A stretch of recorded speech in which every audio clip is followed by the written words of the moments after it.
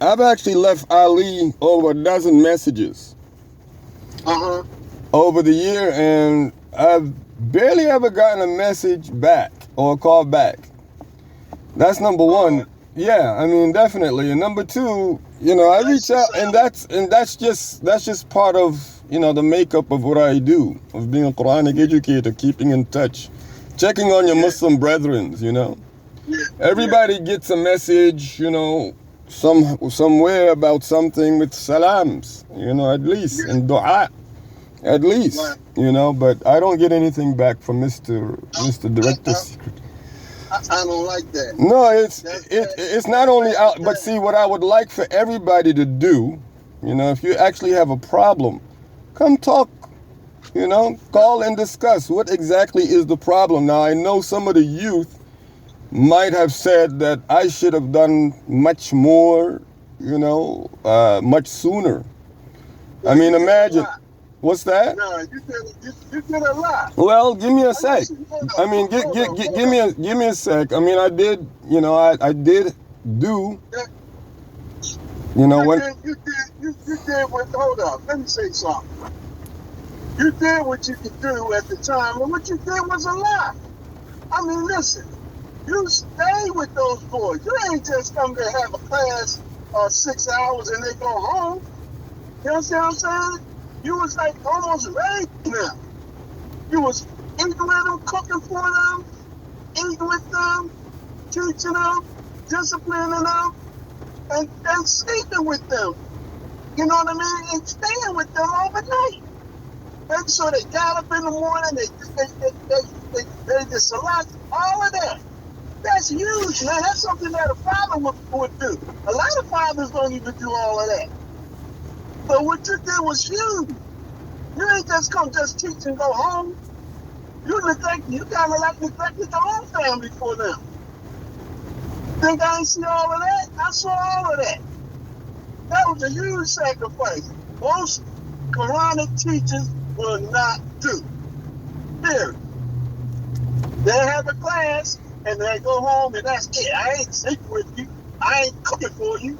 And I ain't disciplining. No, I ain't doing all that. I'm just teaching and going home to my family. You ain't do none of that. Alhamdulillah. You know what I'm saying? So all that they talking about you should have did more. That's bull crap. That's bull crap. I don't know what it is. I cannot exactly. You did more than the average Quranic teacher would have done. Wallahi, whatever was good of it came from Allah. Whatever errors were from my own self. For them to even make a statement like that, you should have been more. That's the most ungrateful statement in the world. Well, their actions, and it's not just one, but several. I can name several of these young men today, and I'm like, whoa, you know, like what exactly? But that's, and I'm thinking, you know, and I'm trying to pinpoint exactly what everybody's problem, you know, and it's not as if, and I'm not even sure, and by all means, I'm not even sure if it's intentional, but in some cases, I can't help but to see it to be intentional. No, shaitan is definitely, shaitan wants to separate, you know, definitely.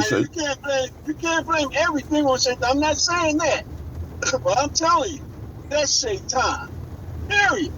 Causing dissension. Yeah. Whatever. Somebody talking to him. He should have done more. He ain't doing. That ain't nothing but the devil. Yeah. And what happened? And listening. Of course. You can't testify because once you start breaking it down and explaining to him what you actually done, then it's damn, I ain't think about that. Right. Yeah, I mean, hey, listen, I neglected my family for y'all. I ate with y'all, I cooked for y'all, I slept with y'all, made sure you got up. I ran out. But listen, let me explain just one more thing. Let me explain one more thing. Realize today, when I regained my family after losing them for 3 to 4 years, 3.5 years, When I regained them, that was the moment to get them all out of that vicinity. That if I wanted to actually spare my family from all of that, if that was the decree of Allah, that's what I would have done. Instead, I was lowered in there, and of course I wanted to teach Quran to many more. So not only did I teach Quran, but the marriage that is counted for against me, the one that says you sacrifice your family because of this. This particular marriage, realize this was a political marriage. It was a marriage to say, hey, you know your son is a scholar and I saw it in him. I told you when he was about 7, 8 years old, this boy is a scholar. And I told his mother that. Now think about it. Out of all of the boys who actually started in the masjid on that land, right? Besides Hafiz Shafiq and his brother, besides those two who are there, this is the only other boy who actually became Hafiz. And you got Hafiz Hadis, who was not of the community. Hafiz Hadis used to come to the masjid and used to go to the school with me and all the other boys. But other than that, this Abdul Malik is the only other one who completed there. That's a prophecy.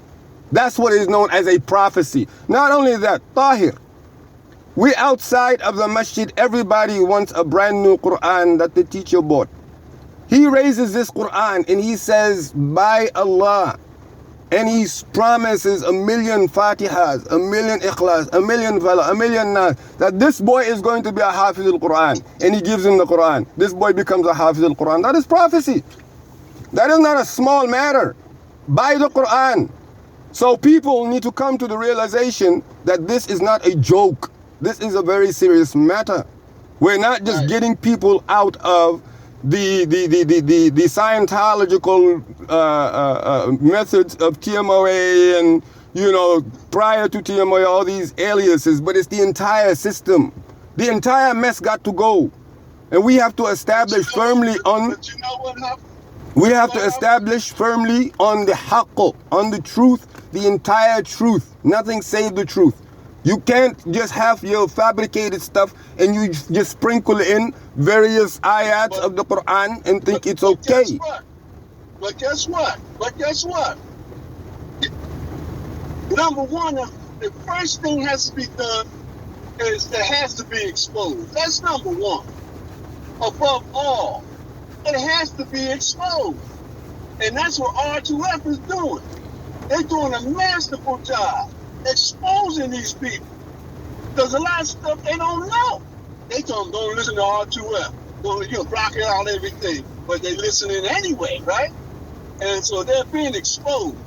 And number two, it's just a matter of time before it falls.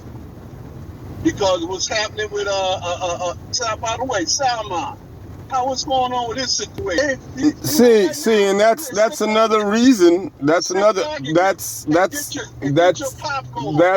reason why it should really be about developing a core, developing and substantiating a strong, formidable infrastructure for those who are leaving, for those who are already out here, because there's nothing. And that's the problem. People are leaving there and they're going doing everything and anything underneath the sun. So you have this man, somebody's performing and they gotta go, and it's all a mess is the problem. And we don't want to keep having to deal with this Scientological or cult, whatever it is, time and time again. It is unacceptable.